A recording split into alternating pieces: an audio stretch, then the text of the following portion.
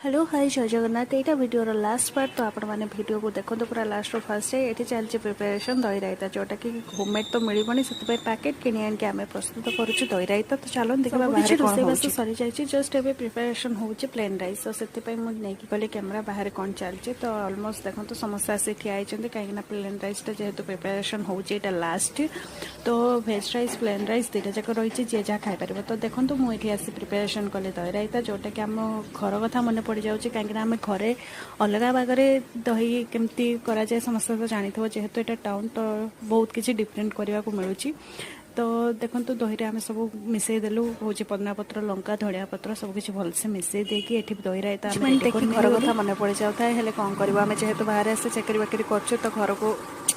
टिके मन पड़ा निहाती स्वाभाविक फिर भी आम से सब साइड रखी चलते आगे बढ़ा ये देख सब टेबल रेडी हो गलानी प्रथम plain rice mutton curry chicken करी अंडा